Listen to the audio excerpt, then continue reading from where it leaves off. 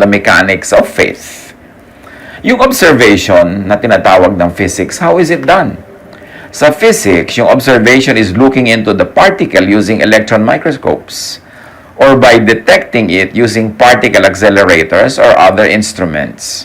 Again, kung hindi nyo maintindihan, wag na lang. Palampasin nyo na lang. At yan ay magkakaroon din ng kahulugan mamaya habang umuusad ang ating discussion. Mahalaga, meron tayong maintindihan na observation. Pag may inisip ka, pag meron kang sinukat, pag may sinilip ka, pag may pinagbulay-bulayan ka, observation yon. And observation can actually modify or change matter. Tulad lumawa ng prayer. Pag may ipinagpe-pray ka isang bagay, observation yon. Kasi inuurirat mo, pinupuntahan mo, pinag-uusapan, tinatapunan ng pansin, pwedeng magkaroon yun ng influence sa bagay na ipinagpe-pray, and it can change the physical world or the physical realities of those who are praying. So getting the property, the speed or location of particles, measurement din yun, or getting information. We are adding this perspective to those who appreciate the sciences and have some working knowledge in quantum physics. Pero sabi nga natin kanina, kung wala naman kayong hilig dyan, palampasin nyo na lamang. At try to understand, no? So to observe is to see directly or indirectly. Halimbawa, you can see using a microscope or any optical instrument and look into cells, look into parts of plants, or look into the atmosphere, look out into the sky using telescopes. Basta may tinitingnan ka, nag-observe ka. And you can indirectly see particles. Minsan, hindi mo talaga nakita ng iyong mata, but by bombarding it with other particles and making it react to other particles, para mo na rin siyang nakita. Parang billiard. Yung binangga ng puting bola mo, may mga nagbangga-banggaan doon. By just looking at one of them, makikita mo kung paano siya binangga ng iba para mo na rin nakita yung bumangga. Kahit hindi mo nakita yung bumangga mismo. Kasi pinagbabangga-bangga mo sila. You can do that with matter. You can do that with particles. And because of the precise laws of science, you can expect or predict its current property using its other properties. For example, yung nga sinabi natin, pag kami nagbabanggaan, kahit hindi mo nakita bawat isa, just by looking at one, you will see how it happened. Ngayon, anong kinalaman niya sa scripture? Kung natandaan natin yung mga sinasabi natin tukol dyan sa laws ng quantum physics. What are the teachings and practices of Jesus and of other persons in the Bible that show scientific principles of observation that we have just discussed? That to the point, change matter and make things happen in the way we call miracles. Ano ang mga ginawa at tinuro ni Jesus na pwede nating kakitaan ng mga principles na ito ng science? Well, Jesus leads people to observe, for one. Jesus leads people to be conscious of the matter or phenomenon. Halimbawa, illness. O bigyan natin ng pansin ang yung pagiging lumpo. Observation na yon. O tingnan natin kung gaano kakalabo ang mata. Observation na yon. So, ginagawa ni Jesus yon. Then, Jesus gets people to expect first. This is important. This is an important aspect of the Jesus miracles. He makes people expect results. Mark 9:23-25, if you can, Jesus said, everything is possible for one who believes. So by saying that, Jesus is making you expect something pag naniniwala ka. Kailangan maniwala ka, and then you expect a result. John 11:14, so then he told them plainly, Lazarus is dead, and for your sake I am glad I was not there, so that you may believe. But let us go to him. So yung kanyang mga kasama, binigyan na niya ng expectation na may mangyayari na himala tungkol sa kamatayan ni Lazarus. John 11:40, then Jesus said, did I not tell you that if you believe, you will see the glory of God? So laging in-emphasize ni Jesus, maniwala ka and then expect something to happen. You want to move mountains? You want to see mountains move? Halimbawa sa buhay mo, what mountain do you want to move now? Anong gusto mong baguhin sa iyong situation? Ano ang lagi mong pinagdarasal? pag-aralan ang mga himala ni Jesus. You want to move mountains and to see your mountains move? Believe. Then, expect. Meron kasi nagsasabi, we believe, pero hindi naman nag-expect. Dasal lang ng dasal, pero hindi pa rin naman naniniwala sa ipinagdarasal nila. Wala mangyayari pag ganun. You have to believe and expect. Ngayon yung mga ibang tao sa Bible, anong mga naging himala, pagbabago ng matter, ng paligid, through observation. Sa Acts 3, 4-7, si Peter merong ganyang ginawa. Merong humihingi sa kanya ng limos, papasok siya sa templo. Peter looked straight at him, as did John. Then Peter said, "Look at us." So the man gave them his attention, expecting to get something from them. O formula yan ng miracle. Pinataas ni Peter ang expectation. Sabi niya, "Look at us. Believe in us." And then the man gave them his undivided attention, expecting to get something. Then Peter said, "Yang inaasam mo, hindi yan na ibibigay ko sa iyo. Silver and gold, I do not have. But what I do have, I give you. In the name of Jesus Christ of Nazareth, walk." Taking him by the right hand, he helped him up, and instantly the man's feet and ankles became strong. So una, naniwala yung tao na ito kila Pedro, tapos nag-expect siya, at pagkatapos nag-cooperate siya, nung siya ay pinapatayo, tumayo naman siya, hindi siya kumontra, at gumaling. But remember, yung paggaling came later. Naniwala muna siya, nag-cooperate muna siya, iniabot din niya ang kanyang kamay, at nag-akma din siyang tatayo, tapos dun pa lang siya gumaling. Hindi siya gumaling muna bago niya gawin yung lahat ng yon. Naniwala muna siya, nag-expect, and he acted according to that faith and expectation. So you want to move mountains, you want to see your mountains move, believe, expect, and go with the flow. Do not resist. Huwag kang kokontra. Kasi kailangan merong unity in spirit. As we have said, faith moves mountains. At sabi ni Jesus sa Matthew 17:20, doon sa mga nagtatanong, ba't hindi po namin magawa ang gusto namin gawin? Walang himala na lumalabas. Sumagot siya, dahil sa maliit ang inyong pananampalataya. Tandaan ninyo, kung kayo'y may pananampalataya sa Diyos na sinlaki ng buto ng mustasa, ang liit nun buto ng mustasa, parang ulo lang ng aspile. Maaari ninyong sabihin sa bundok na ito, lumipat ka ron, at ito'y lilipat nga. Tunay na walang bagay na hindi ninyo magagawa. So either si Jesus ay nambobola, nagsisinungaling, o nagsasabi ng totoo. And of course, we like to believe na nagsasabi siya ng totoo, hindi siya nambobola o nagsisinungaling. Talagang walang imposible sa naniniwala. So pag kung imposible, ibig sabihin, hindi ka lang kasi naniniwala, hindi ka nag-expect.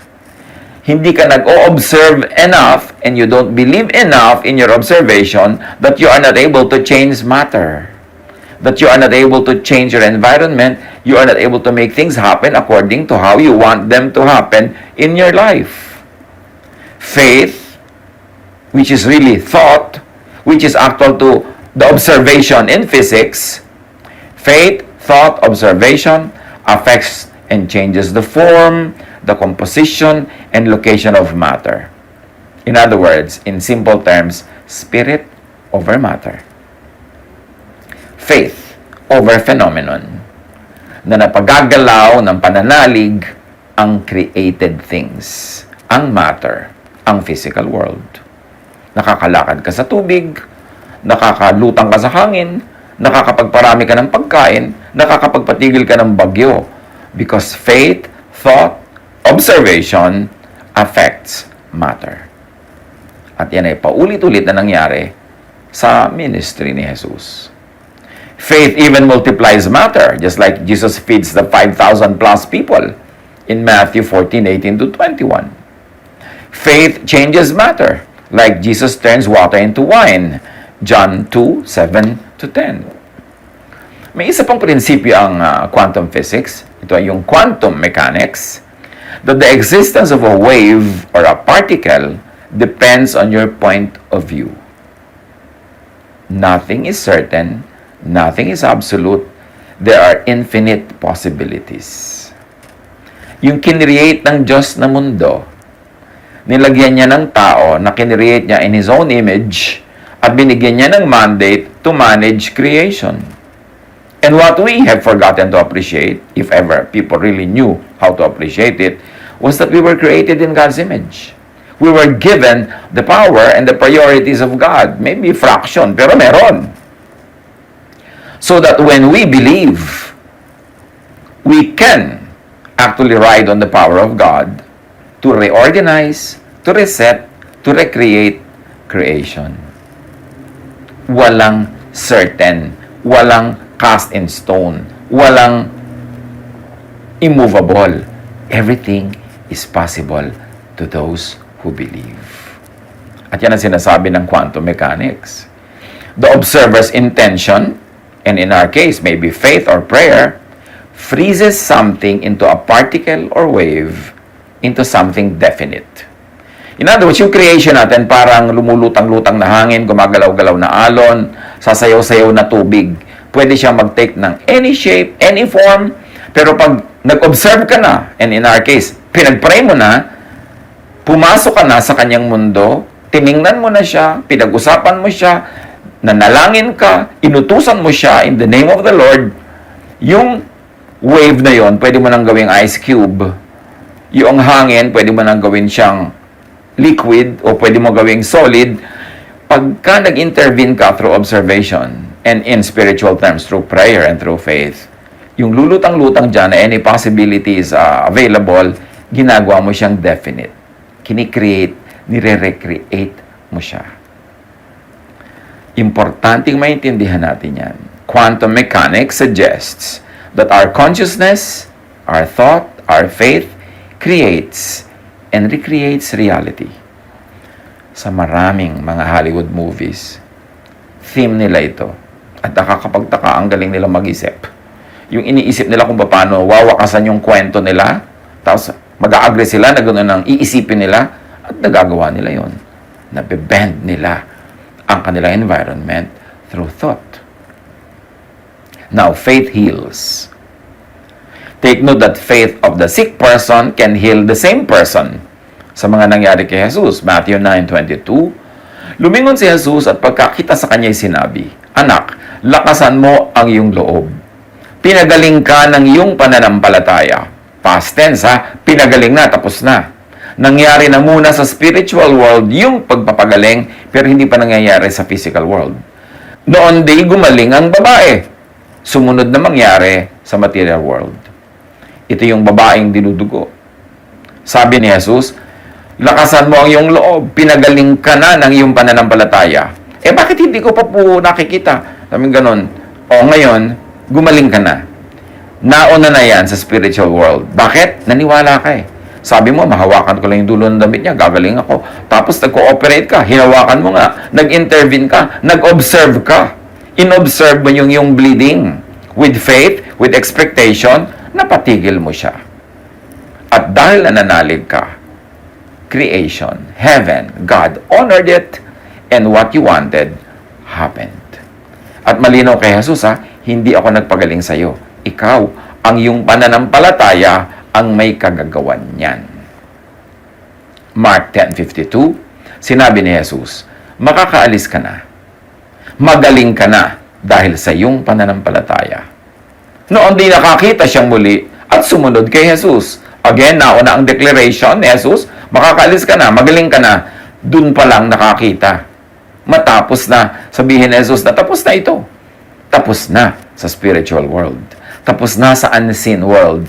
And then, nagmanifest sa physical world. At ang ginawa niya, sumunod siya kay Jesus.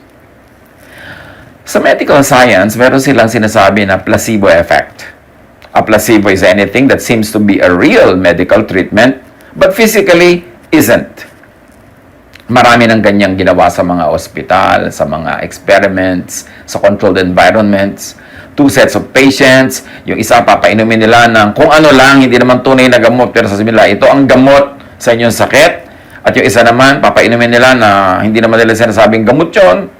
So, yung mga pinainom nang sinabing gamot ito at pinaniwalaan nilang gamot yon, naggalingan o nakatanggap sila ng mga improvements sa kanilang kalagayan, yung mga complaints nila nawala, kahit yung ininom nila hindi totoong gamot. Kasi naniwala silang gamot yon. The placebo effect is not yet fully understood by science. Why it happens, but it is definitely true and proven and accepted. It is an effect due to the patient's belief in the treatment. At may mga experiments pa sila. Yung may mga pasyente, group A, may nagpe-pray para sa kanila, hindi nila yun alam. At may group B na mga pasyente, wala nagpe-pray para sa kanila. Yung group A, mas nagre-respond sa medication, mas mabilis naggalingan, at mas nag-i-improve ang situation. Meron talagang power ang prayer. Because prayer is observation. Prayer is intervention with the material world through a spiritual method and a spiritual way. At proven yan that yes, inquiry, prayer, watching what happens in the material world through observation can change it. So yung placebo effect na yan only means faith at work. So may relationship ang mind and body. Placebo effect is due to a person's belief and expectations. Kaya may mga tao na pupunta pa lang sa doktor, nasa daan pa lang, gumagaling na. Meron naman, kahit anong gawin ng doktor, hindi siya gumagaling, hindi siya tinatablan, kasi hindi siya naniniwala sa doktor. Sasabihin niya, ay, ayokong paggamot dyan, kamukha ni kamatayan. So, hindi siya tatablan kahit anong mangyari, kasi hindi siya naniniwala. Kailangan maniwala. In fact, meron akong kilala personally. Siya ay merong religious belief na ayaw nila ng blood transfusion. Pagkatapos, dinugo siya, dinala siya ng kanyang biyanan sa ospital, kailangan ng blood transfusion, ayaw niyang pumayag. Nauubos na yung dugo niya, mamamatay na siya. So, yung biyanan na ang nag-decide, lagyan niya ng dugo. Ako nang bahala. Dali, lagyan yan. Alam niyo, sa pag-ayaw ng pasyente, kahit nahihina siya, ayaw pumasok sa kanyang ugat yung dugo. Kasi yung kanyang faith, ano mang faith yon, at hindi natin ginadjudge kung correct or wrong yung faith, pero yung faith talaga works and it intervenes with physical reality. Sad to say that patient died. Pero yung kanyang kaayawan na pumasok ang dugo sa kanyang vein, yun ang nakapangyari. Ganon kalakas yung faith niya.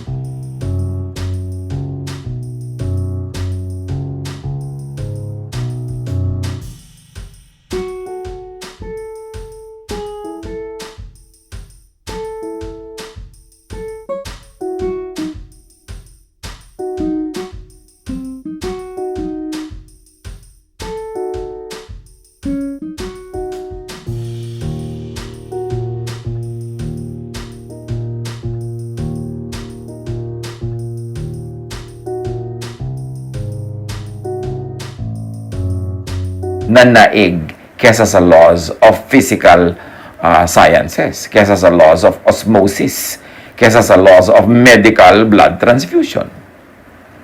Expectation, faith, reorders the physical world. Pag naintindihan natin ito, magiging very powerful ang ating prayer life. Hindi magiging parang useless exercises. Mangyayari talaga ang gusto nating mangyari. Matutupad ang matutupad. Belief in something as stimulant stimulates. Belief in something as relaxant relaxes. May mga experiments niyan. Sa medicine, sa therapy. Pag sinabi mong, ito pong ipapaamoy ko sa inyo, nakakaantok. Inaantok na pag naniwala siya. Ito pong papaamoy ko sa inyo, pampasigla. Pero kahit yung pala, pareho lang na tubig lang yon. Pero pag naniwala siyang pampasigla yon, sisigla nga. Yan ang placebo effect. Hindi ibig sabihin useless, hindi ibig sabihin fake. Ibig sabihin lang, yung paniniwala achieves something. And the stronger the expectation, the stronger the feeling, the stronger the results. Kaya kung minsan yung nakakapanood tayo na kung minsan televised pa yung mga healing session na paniwalang-paniwala yung mga tao, pipila sila na mahihil. Nahihil nga. Kaya lang, sabi ng iba, bukas bumabalik din. Siguro nawala uli yung pananampalataya nila. Siguro nang hina o whatever it is. Pero meron talaga nangyayari pag naniniwala ang tao. Faith heals. And note that faith of the sick person heals. But also the sick person's father or mother or master or keeper can intervene. The faith of other interested persons can also intervene. In other words, this is the intercession of a stakeholder. Na ang nag-observe, hindi yung pasyente, kundi somebody na merong kinalaman sa pasyente. In quantum physics, there is a law called entanglement. Ibig sabihin, this is a property of quantum physics where and by which a particle or anything is affected by affecting just its pair. Pagka mayroong dalawang particles na closely associated, matagal na nagkasama, nagkikutan, nagkiskisan, marami silang mga pinagsamahan na particles, minsan nagigis silang pair. And they are already pair forever.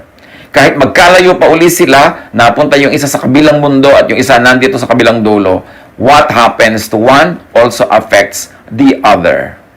Yun ang tinatawag na pair. Parang pinagbuklod ng posisyon, ng kilos. At sa mga tao may mga pair. Halimbawa, mag-asawa, sobrang emotional involvement nila, pair sila. Kaya kung minsan, nagsasuffer yung isa sa malayong bansa, nararamdaman itong asawa na nandito sa Pilipinas. Sa mga kambal, nagiging pair sila as particles na yung nararamdaman ng isa, nararamdaman din ng kakambal niya kahit hindi sila magkalapit. Nangyayari yan kahit na sa mga magulang at anak. Yung mga anak na nasa giyera tapos humahanap ng napakalaking panganib, biglang nararamdaman ng nanay niya. Kasi pair sila. May entanglement. Yung pair na yan is happening to matter, it's happening to particles, but pwede rin person with person. Or person with something. Kung napaka-attach ka sa isang bagay, pwedeng maging pair kayo, magkaroon kayo ng entanglement. At sa mga miracles ni Jesus, may mga ganyang makikita tayo. Halimbawa in Luke 7:7-10, the master asked Jesus to heal his servant. At nung pupunta na si Jesus sa bahay ng master na ito, sabi ng master, huwag na po, huwag na kayong pumunta, maabala pa kayo. Nananalig ako na kahit dito, mapapagaling niyo ang aking servant. And the man who had been sent returned to the house and found the servant well. So, dahil this master was affected by Jesus, the master also affects the servant long distance. In other words, this master and his servant had become pairs in a way that now, nagkaroon sila ng entanglement na noong tumanggap ng pagpapala ni Jesus itong master na ito, na ipatanggap din niya at nailipat sa kanyang servant na malayo. In Matthew 25:22-28, a Canaanite woman had a sick daughter, dying. And she came to Jesus. At sabi niya, pagalingin niyo po ang anak ko. And to make a long story short, kahit wala doon yung anak niya, verse 28, then Jesus said to her, "Woman, you have great faith. Your request is granted." And her daughter was healed at that moment. The affected mother, by Jesus, affects the daughter long distance. And physics talks about this same thing without connecting the two. Tayo lang nagko-connect na ang tawag dyan ay entanglement. So may entanglement. Pwede ka mag-intercede for somebody you love. Pwede mo siyang ilapit sa Diyos. Pwede mo siya ipag-pray. Kasi pag binless ng Diyos yung prayer mo, maililipat mo yung blessing na yon, whether you know how or you don't know how, doon sa ka-pair mo, doon sa ka-entangle mo, doon sa merong kayong commonality at kayo'y merong pagkakaisa at kayo ay sangkot sa isa't isa. Faith changes the spiritual and material world. Katulad sa Hebrews 11:11, si Sarah na hindi na pwedeng manganak, nanganak pa. Kasi nga, nothing is impossible for those who believe. Mark 11:23, tandaan ninyo ito, sabi ni Jesus, kung kayo'y nananampalataya sa Diyos at hindi kayo nag-aalinlangan, maaari niyong sabihin sa bundok na ito, umalis ka riyan at tumalon ka sa dagat, at ito nga ay mangyayari. Now, pag tinignan natin yung lokal where Jesus was speaking, it was in Israel, it was around many mountains in Israel, at kahit lalo na sa bundok ng Zion, sa Jerusalem, ang layo niyan sa dagat, ang layo. So, dinagdagan pa ni Jesus ng drama yung sinasabi niya. Hindi ka lang susundin ng bundok na tatalon siya dyan lang sa bangin, kahit doon sa malayong dagat. But take note of the quantum physics uncertainty principle. This is another principle of quantum physics, uncertainty. The act of measurement or observation, and in our case, prayer, disrupts the object. Measurement intervenes with and changes the object. Oras na may pinag-pray ka, may maiiba sa kanya. Oras na may pinansin ka, inilapit ka sa Diyos, pinansin mo ang sakit niya, pinansin mo ang situation niya, dahil may observation kang ginagawa sa kanya, merong mangyayaring pagbabago. The more precisely we know an object's position at the time of measurement, sabi ng physics, the less we know about its whereabouts after the measurement. So, kahit na alam mo kung nasan yung item na yon nung mine-measure mo, pagka-measure mo, hindi mo na malalaman kung saan siya naroon at saan siya pupunta. Kasi yung act mo ng pagme-measure, act mo ng pag-observe, act mo ng pakikialam sa kanya, changed that object, changed that matter, changed that particle. So, naalaman mo lang noong ino-observe mo siya. But matapos yun, pupunta siya sa ibang lugar at hindi mo malalaman kung nasan yun. This uncertainty is inherent in the laws of quantum physics. Otherwise, kung hindi ganun yun, you would have a deterministic world which precludes free will. Now, pumapasok yung free will. You see the interplay of physics, quantum physics, and spirituality as we know it from the Bible. Na may free will. Kasi kapag pinag-pray mo ang isang tao, nag-intervene ka sa kanya, pagka meron kayong interaction, merong uncertainty principle that will take effect. Na magkakaroon siya ng pagbabago that is beyond your control and probably will be beyond your knowledge. So, hindi mo pwedeng ma-determine matapos mo makialam sa kanya, matapos kang ma-involve sa kanya, hindi mo pwedeng ma-determine kung anong gagawin niya sa susunod na araw, saan siya nandun sa susunod na taon. At ganun-ganon yung pag-aasawa. Dahil, inobserve mo siya sa pamamagitan ng iyong pansin na pagpapakasal sa kanya. Dahil ipinagpe-pray mo siya. Dahil sumasangkot ka sa kanya, merong nababago sa kanya that is beyond your control. So, hindi mo talaga siya makokontrol. So, yung pag-aasawa na yan, yung pagkakaroon ng anak, ganyan din. Yung gusto mo siya makontrol, gusto mong alam mo at ikaw ang nagde-determine kung saan siya pupunta, hindi yun pwede mangyari. Kaya alam natin na merong free will. The law of physics, the law of uncertainty principle in physics tells us, and it agrees with the theological teaching of free will. Kaya yung merong predestiny at merong free will, mas kakatigan ng physics and the sciences yung free will. Kasi merong physical laws known to the science of physics that says the same thing. Even with infinitely accurate instruments, sabi ng physics, we cannot predict the future actions of subatomic principles. And therefore, we cannot predict the future of macroscopic particles, like people, either. Ito ang sagot sa questions on predestiny. Kung huhugot ka ng sagot sa quantum physics. But remember, the laws of nature were made by God. So the laws of physics were made by God. You can rely on the laws of physics. Tapos, meron pang unknown, meron pang wild card. Sa physics din, yung tinatawag naman sa Bible na time and chance. Dahil hindi mo alam, hindi mo pwedeng kontrolin ang pupuntahan ng lahat ng matter, lalo't nakialam ka na sa kanya, nag-observe ka na, merong chances, may possibilities na may mangyaring wala sa expectation mo. At sabi sa Ecclesiastes 9:11, ito pa ang isang bagay na napansin ko sa mundong ito. Ang mabilis ay di siyang laging nananalo sa takbuhan, ni ang malakas ay laging nagwawagi sa digmaan. Ang matatalino ay di laging nakakasumpong ng kanyang mga kailangan at di lahat ng marunong ay yumayaman. Napapansin ko rin na di lahat ng may kakayahan ay nagtatagumpay. Lahat ay dinaratnan ng malas. Sabi ng Ecclesiastes 9:11, bad luck happens to all. Sabi ng ibang version, time and chance happens to all. Yung nagsasabi ng time and chance, ayaw kasi nalang sabihin yung word na bad luck. Kasi maraming mga religious people na ayaw gamitin yung word na yon, although the Bible says it. So, wala talaga nakakatiyak. Walang nakakaalam. Sasabihin ng iba, nung pinakasalan ko po siya, ganitong ugali niya, ba't kaya na iba? Kasi nga meron namang mga basic laws ang quantum physics na pwedeng mangyari sa ating buhay. May mga pagbabago tulad ng uncertainty principle. It cannot be within your control. So count on the occasional occurrence of bad luck, as we have mentioned above. But generally, believe in the usually fixed laws of nature and science. Part din ito ng law. Konti lang yung bad luck, konti lang yung hindi mo naintindihan ba't nangyari, pero merong ganung possibility.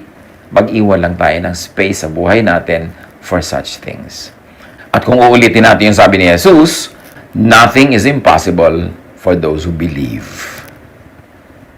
Kung meron kang dapat i-develop, belief, faith.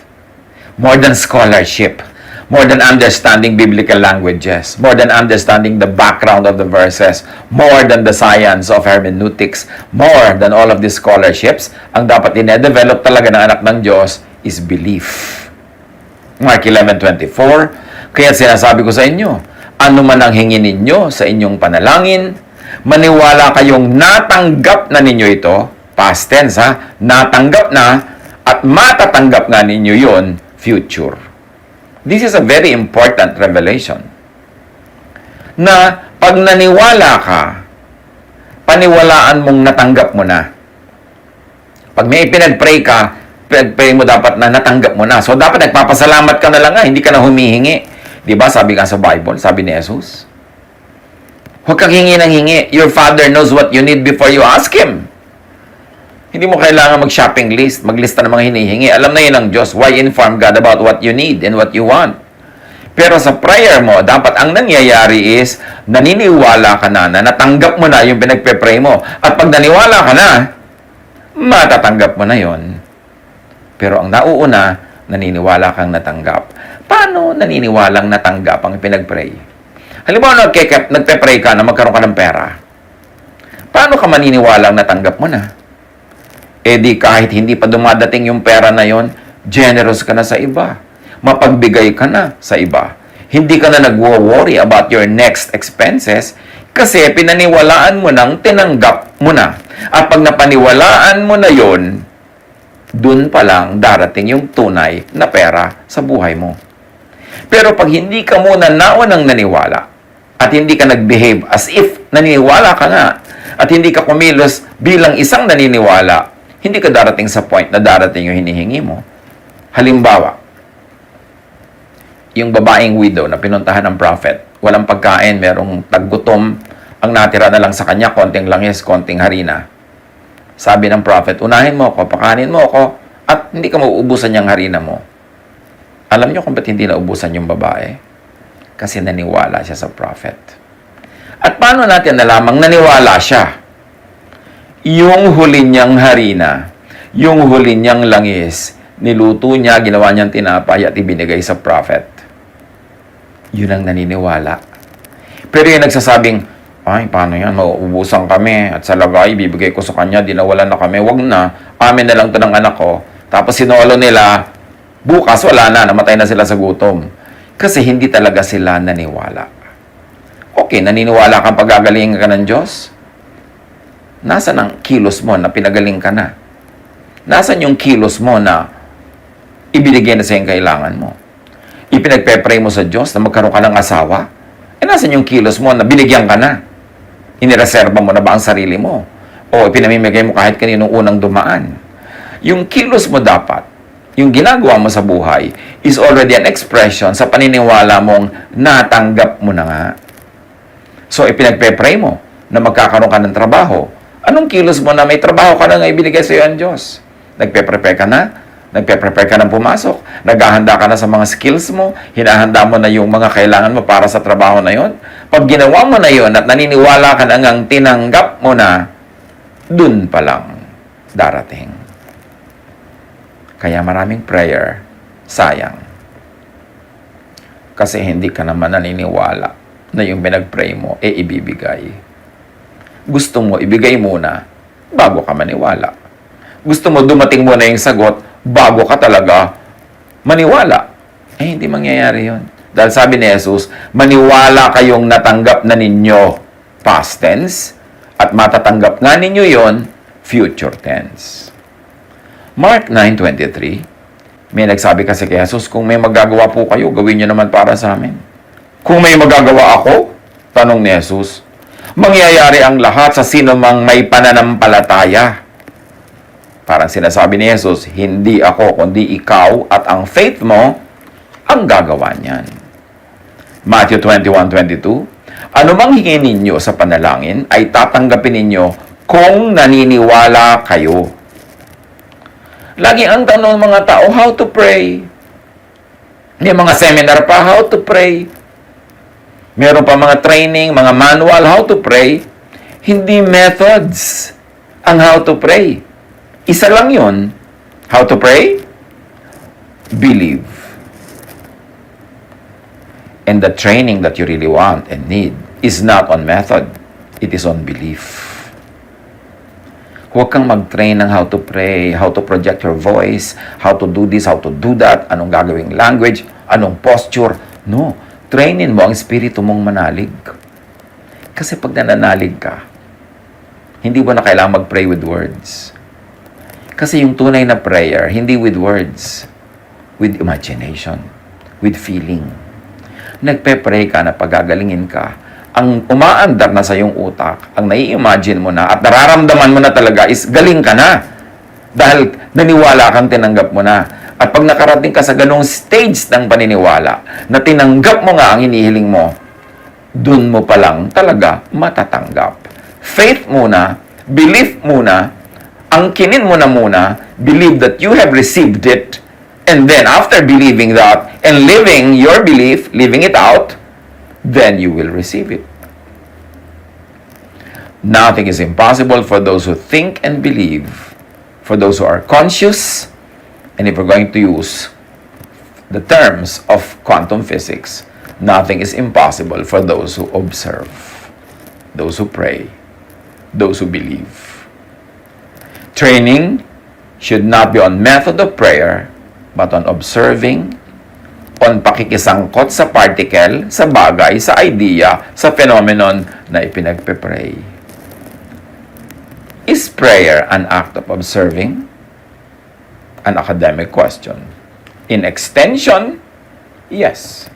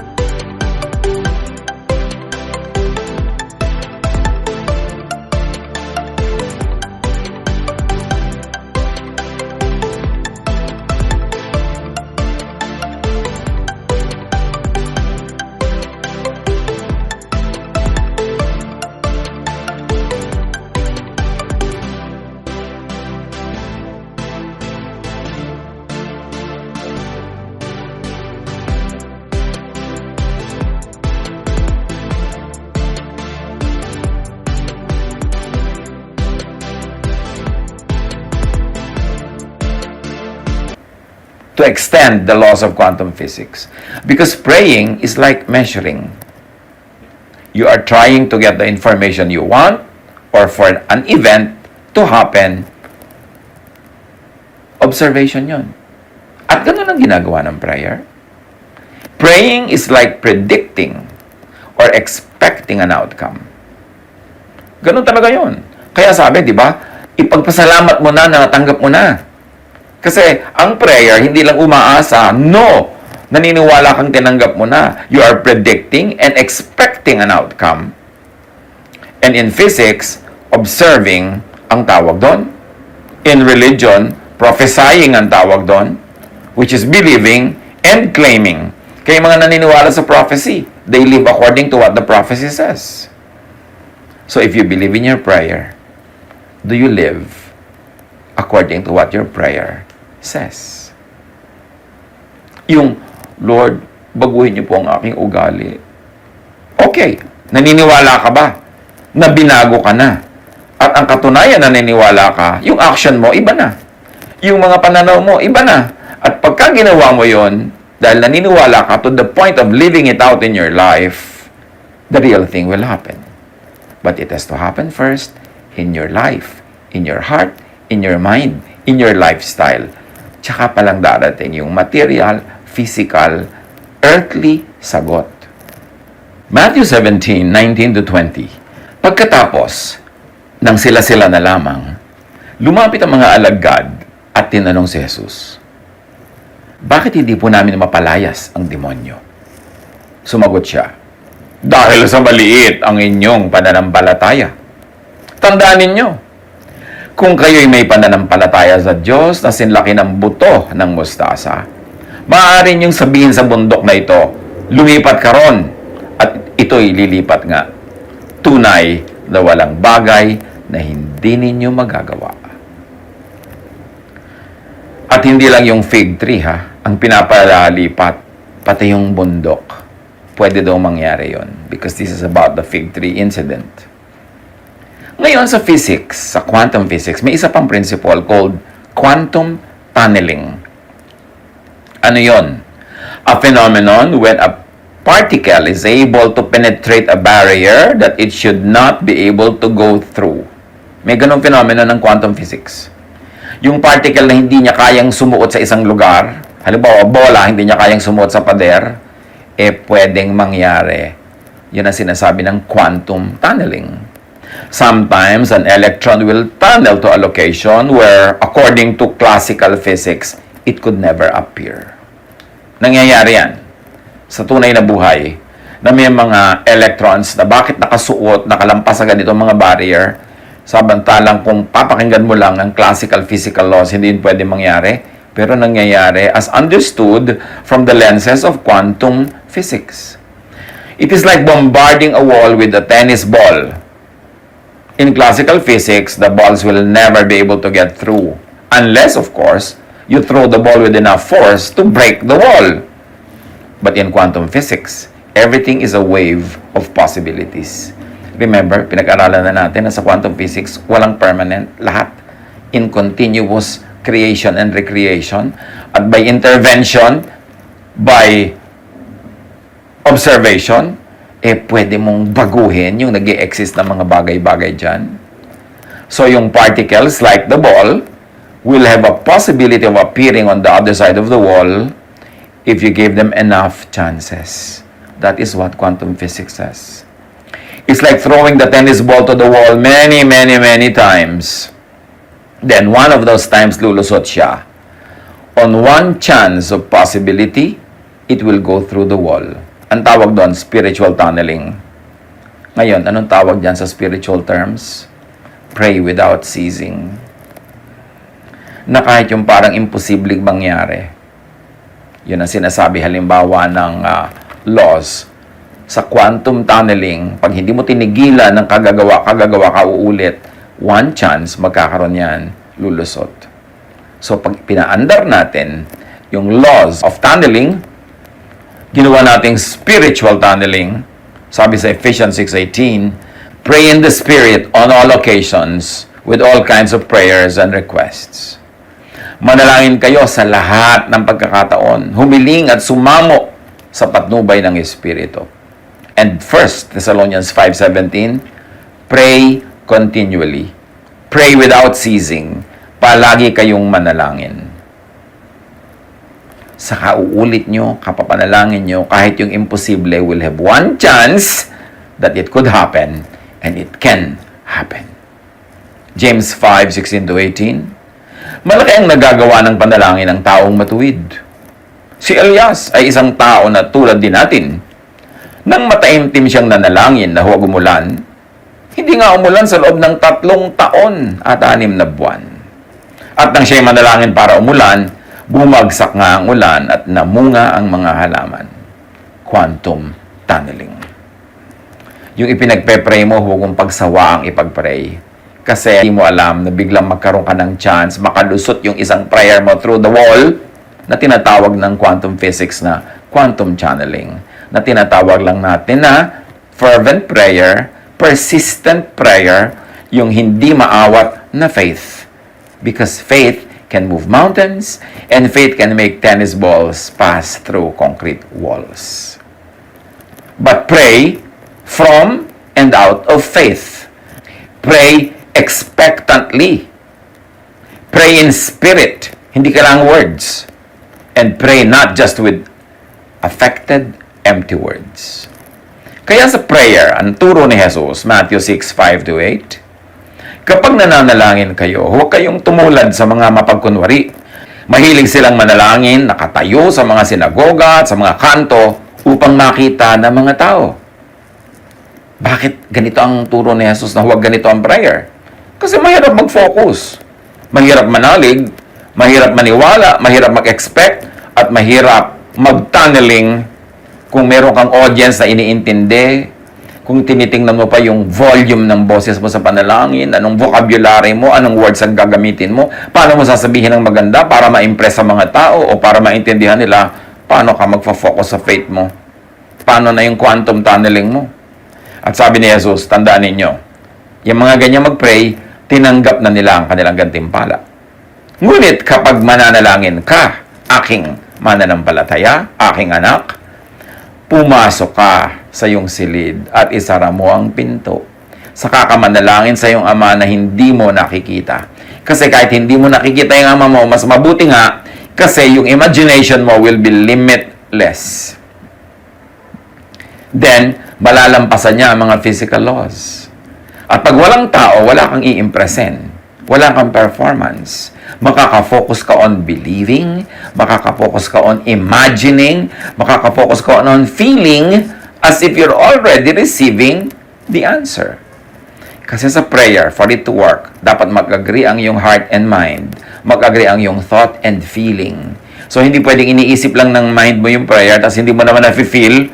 Hati ka nun at ayaw ng Diyos sa hati. Kailangan buo. Buo ang loob, buo ang pagkatao, buo ang prayer.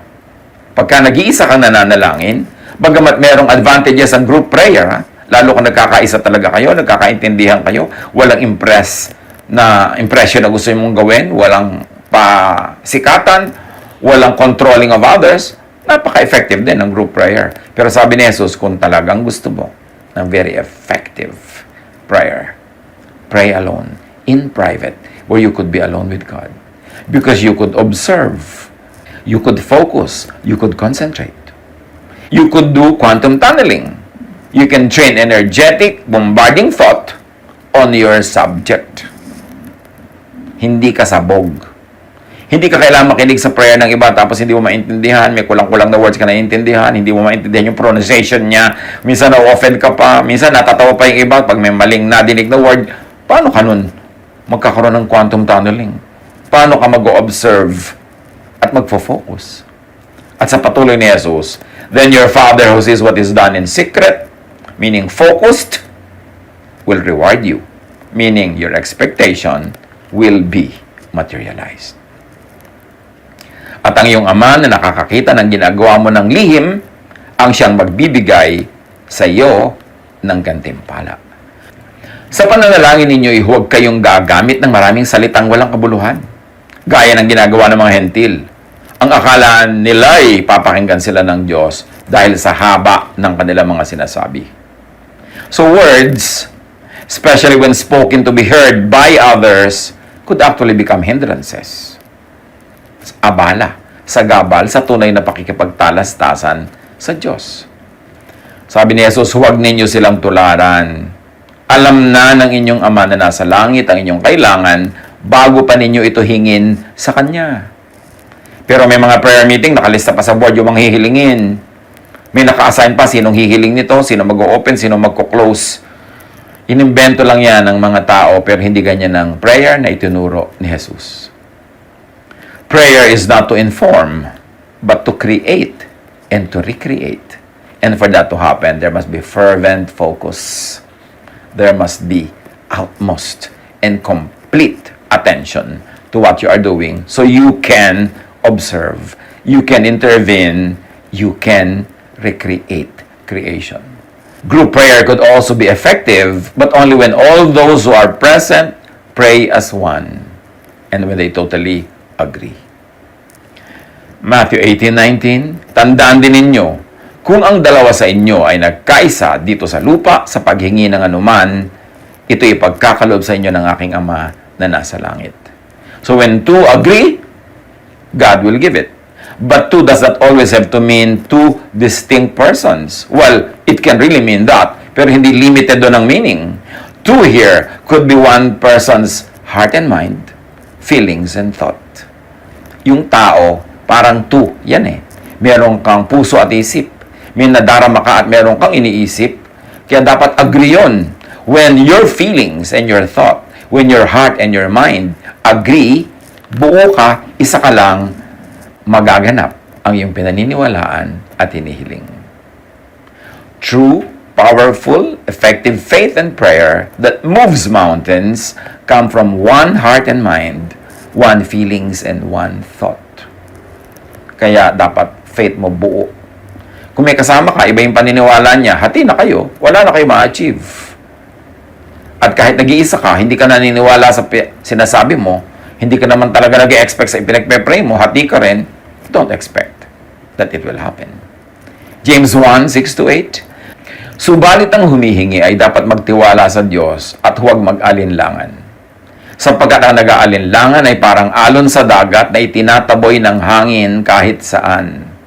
Huwag umasang tatanggap ng anuman mula sa Panginoon ang taong pabago-bago ang isip at di alam kung ano talaga ang nais niya. How could you quantum tunnel? How could you focus and keep on hitting that wall with the same ball kung hati ang iyong loob? Faith, thought, observation alters created things, recreates created things, transcends, bends, overrides, remakes natural law. Yes, may natural law.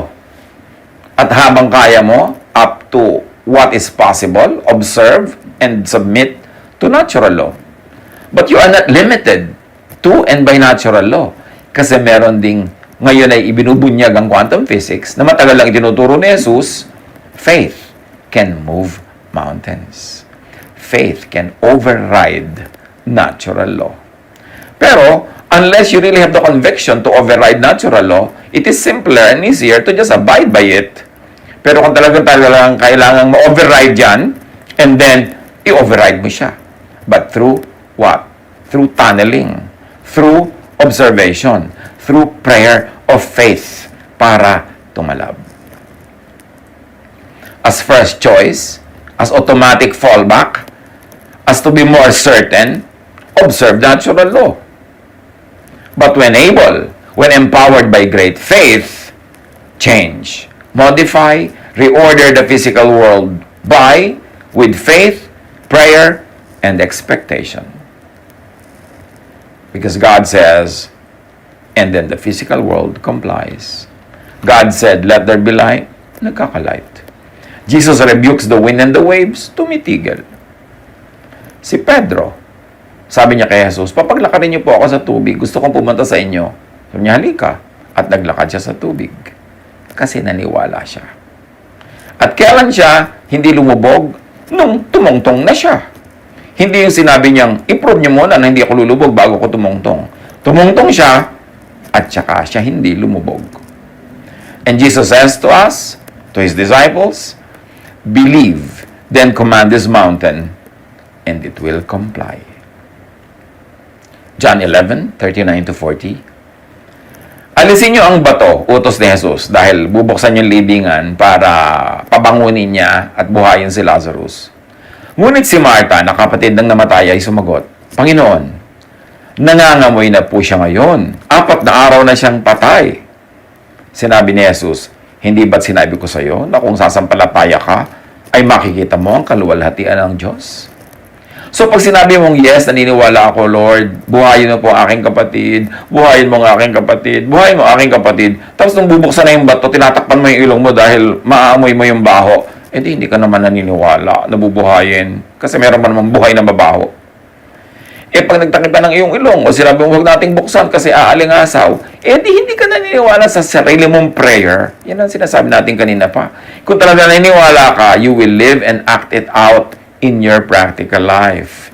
Your faith will be displayed by your actions, by your lifestyle.